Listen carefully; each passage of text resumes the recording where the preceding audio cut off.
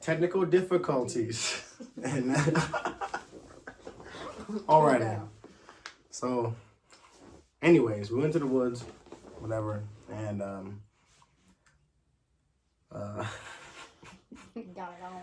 But no, we started to like make out and whatever. She was a little short, little stocky girl, and like she started rubbing on me or whatever, and then put her pants down, blah blah blah, and girl was on her period.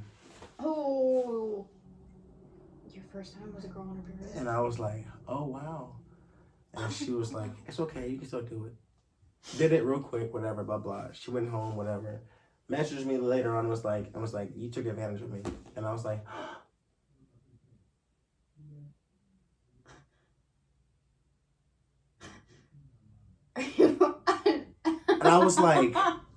And I was like, oh my God.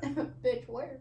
So I literally like texted her sister because I knew her sister, her older sister or whatever. And I told her everything that happened or whatever. And she was like, oh wow, she did that to my cousin, to our cousin too.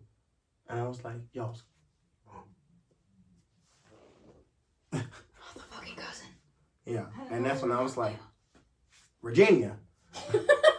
That's West Virginia. Virginia. That's West Virginia. Virginia has higher incest rates than West Virginia does. Don't throw logic at me right now. It's real. Let me live in my unlogic part.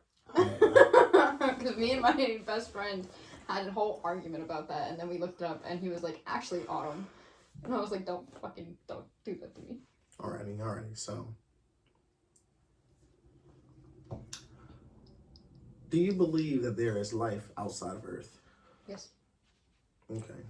Explain. There are so many different, like, galaxies at the moment, and we're continuing to find more, that there's no way that we are alone. Am I saying that they're, like, coming to Earth and, like, looking at us? No, I wouldn't. So, of course not. So, what do you think it is, if there's life out there? What is holding it back from exposing itself and or being in a place where we can see it? I mean, even though NASA and the other companies that are into space travel and all that are looking at, like, Mars and Saturn, we're not actually able... I'm not going to say that. We're not... Like, we're putting robots on there. Robots that are, like, moving pretty slowly. And then... With, like, a 20 minute, like, delay. Yeah. In between, yeah. And then they're taking pictures, but it's also delayed as well. So there's a lot of really good movies that have come out in the last 20 or so years that show different astronauts landing on Mars. There's actually one where they took their helmet off and they can actually breathe on Mars. I'm not really sure what to, like, conclude about it, because I watched a movie called John Carter, you know, when the guy was in, like, the Civil War era, and then he fell into that, like, cave, and then he was in Mars, you know, with the, you know, the gravity being less, he could jump really high and all that stuff. And I just don't really know, you know, I'm not sure. So for what I've inferred, right, they say the universe is about 13.8 billion years old, like, roughly. So when I watch Star Wars, everything comes back to the movie to me, actually. I use Star Wars references. But when I watch Star Wars, right, it says a long time ago in a galaxy far, far away. Okay?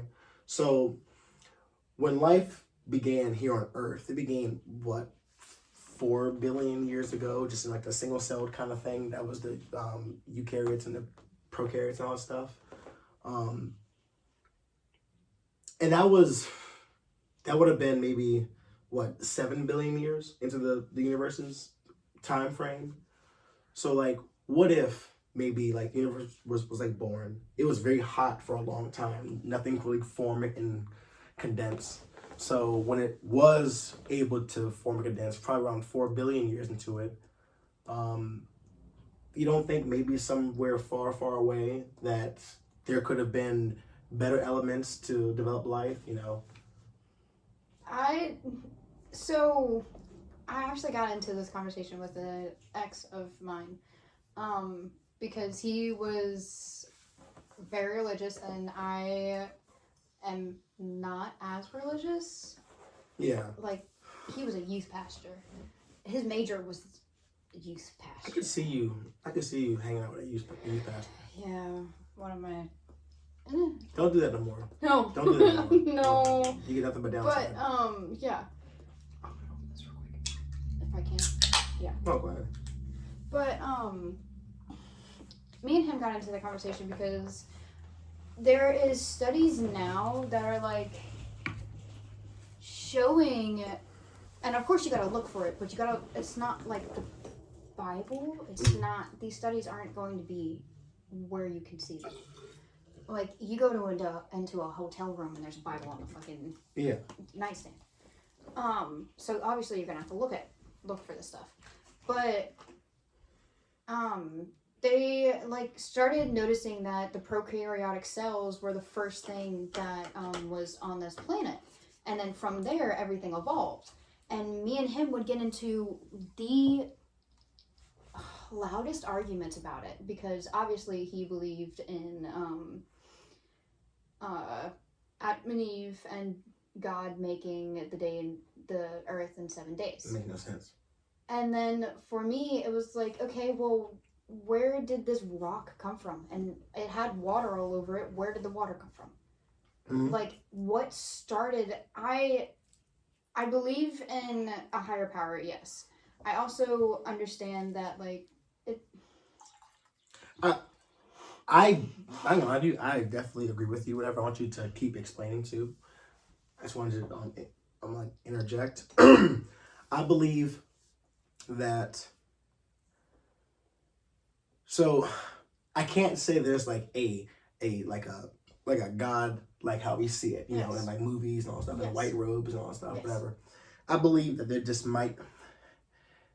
there could be like the entire universe is either alive or it's extremely dead. Yep.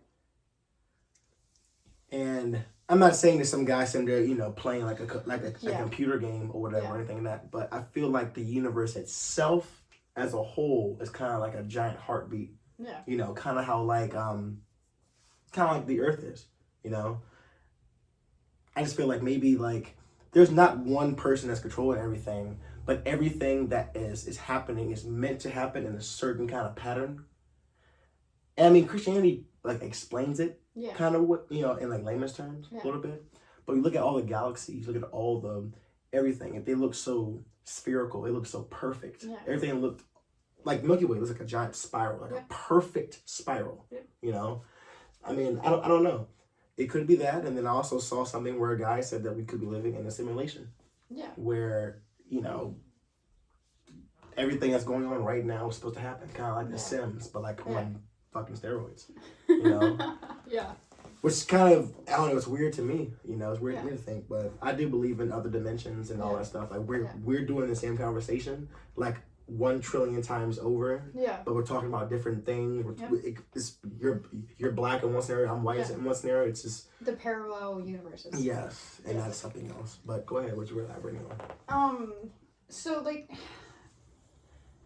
I understand. The Bible does have a lot of historical references in it, and it can be believable. I just don't. For me, I don't know if it's because I like didn't grow up as a Christian or like a Roman Catholic or anything, but how it doesn't make sense to me at all that God would have not the same, but like have people write down his words in the Bible and them not want to put their own words into it, because the Bible also contradicts itself 10 times more than any really book, because you have I don't know if they're called apostles, but most of them, one of them says that women shouldn't be in church without like a headdress on, and they shouldn't be preaching, and they shouldn't do this and that and the third, and then another one will completely contradict that. Yeah. And like, I don't, because I was very, when I was growing up, it was like, okay, science can tell you this, science can tell you that. So I see things very logically, Mm-hmm. and there's no way in my mind that we took our own, like, opinions and our own thoughts and did not write them into that book. And not only that, but how many times has it been um, translated into another? Yep, the King James version and blah blah and all that. So how scientifically, how is it possible that they did not put their own opinions into that book? Random thing I was thinking about just now. You know, if Jesus were to like speak to you, you wouldn't even understand him. Yes, because they spoke completely different languages. If you look at Hebrew, if you were laying in your bed, right, one day you were praying to Jesus, he decided to like talk back to you, and you'd be like, oh, thank God. He'd be like, yeah. You'd be like, huh? And he'd be like, he also wouldn't be white and in robes. No, he would be like, he would look like Saddam Hussein. Yeah. That's how he would look. Because you can't explain to me how someone could live in that part of the world and be white. And that's that's the other thing that doesn't, because scientifically, like we just said, there's no way that they were in that part of the world and are white. Yeah. Because they didn't have this stuff. Yes, a desert. You know? Yeah. So it doesn't make sense. So where did we turn him white? And I can tell you that. But... oh, goodness gracious. So... when humans first evolved and they migrated northern from Africa and they moved in different directions, okay? People don't talk about, some people actually went south, actually, and got on the boats to South America. They actually got to South America. But the people that migrated towards the northeast, they went towards the Caucasus Mountain region, okay?